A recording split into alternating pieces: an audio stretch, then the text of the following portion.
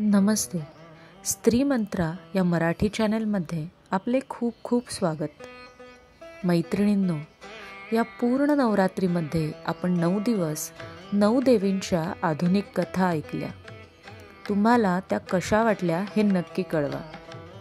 स्त्री मंत्रा या चॅनलला सबस्क्राईब करा, लाईक करा आणि इथून पुढे तुम्हाला कशा प्रकारच्या गोष्टी किंवा माहिती आहे हे आमच्यापर्यंत नक्की पोहोचवा.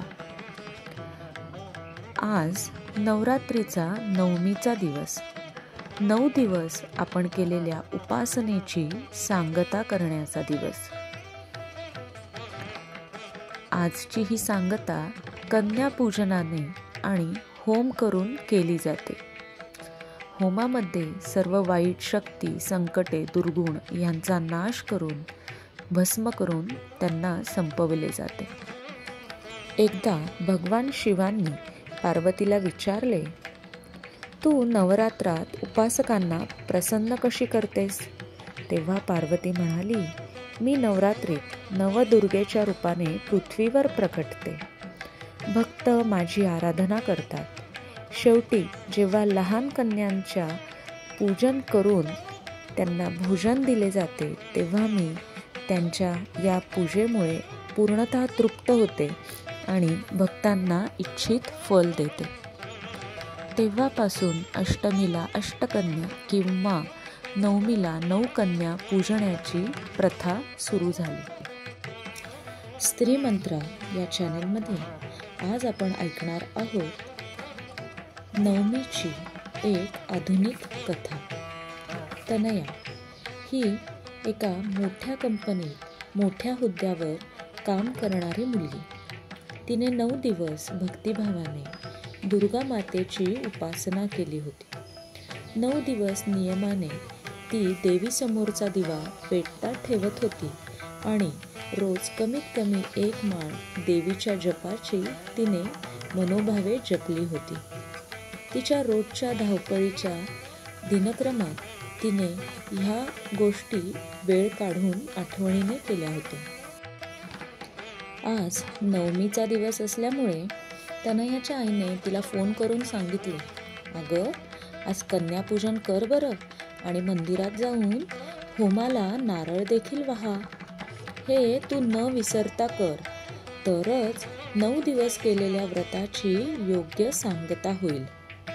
तनयाने हो म्हणून फोन ठेवला खरा, पण आज तिचे महत्त्वाचे प्रेझेंटेशन आणि मीटिंग असल्यामुळे तिने सोसायटीत सामूहिक कन्यापूजनाचा जो कार्यक्रम होता त्याला होकार देऊन टाकला आणि ती आपल्या कामाला लागली.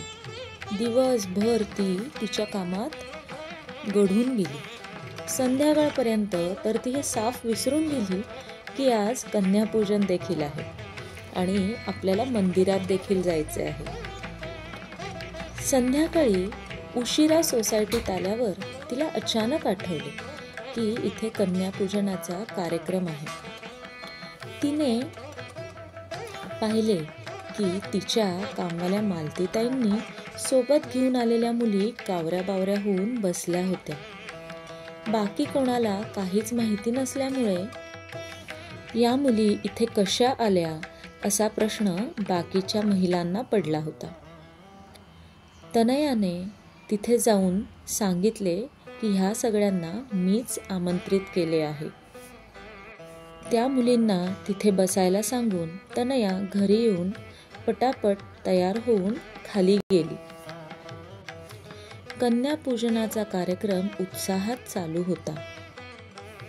तनया आल्यावर तिने मालतीताईंसोबत आलेल्या मुलींची आदराने सेवा केली, पूजा केली आणि इतर दक्षिणा आणि गिफ्टसोबत त्यांना काही रोख रक्कम बक्षीस म्हणूनही दिली.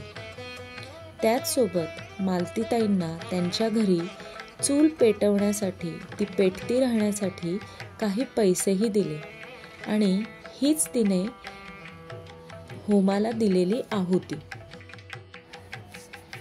तिचे हे वागणे पाहून आश्चर्यचकित झालेल्या इतर महिलांना तनया पुढे येऊन म्हणाली, आज आपण मुलींना देवीचे रूप मानतो, पण खरे कन्यापूजन तेव्हाच होईल जेव्हा आपण त्यांना शिक्षण देऊ, स्वप्न पूर्ण करण्याची ताकद देऊ आणि समाजात त्यांना मानाचे स्थान देऊ. सोसायटीतल्या सगळ्या मुली, महिला टाळ्या वाजवू लागल्या आणि त्या वर्षीपासून सोसायटीतील प्रत्येक नवरात्रीत कन्यापूजन म्हणजे फक्त प्रसाद देणे नाही, तर गरजू मुलींना शिक्षण, संस्कार आणि संधी देणे ही नवीन प्रथा चालू झाली. कन्येला देवी मानून केलेला सन्मान म्हणजेच स्त्री शक्तीचा आदर. समाजात नारी शक्ती हीच दैवी शक्ती आहे हे लक्षात ठेवणे म्हणजेच कन्यापूजन. मैत्रिणींनो, कन्यापूजन ही फक्त धार्मिक परंपरा नाही, तर लहान मुलींमध्ये देवीचे स्वरूप पाहून त्यांचा सन्मान करणे आणि स्त्री शक्तीचे महत्त्व मान्य करणे हा त्यामागचा खरा संदेश आहे. मैत्रिणींनो, तनयाने आजच्या या आधुनिक जगात कन्यापूजन आणि हवन करण्याची एक आधुनिक पद्धत आपल्या समाजात रुजवायचा प्रयत्न केला आणि आपल्या 9 दिवसांच्या नवरात्रीच्या उपासनेची सांगता केली. मैत्रिणींनो, आपणही आपापल्या परीने देवीची उपासना केलेली आहे.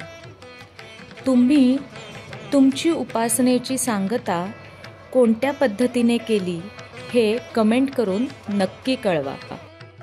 मैत्रिणींनो, आज जिथे गरज असेल त्या ठिकाणी आपल्या हाताने कन्यापूजनाची मदत करून ही मदतीची माळ, हा मदतीचा हात वाढवत जाऊया, एकमेकात गुंफत जाऊया. पुन्हा भेटूया उद्या स्त्री मंत्रा या चॅनलमध्ये एक आधुनिक गोष्ट घेऊन. तोपर्यंत धन्यवाद.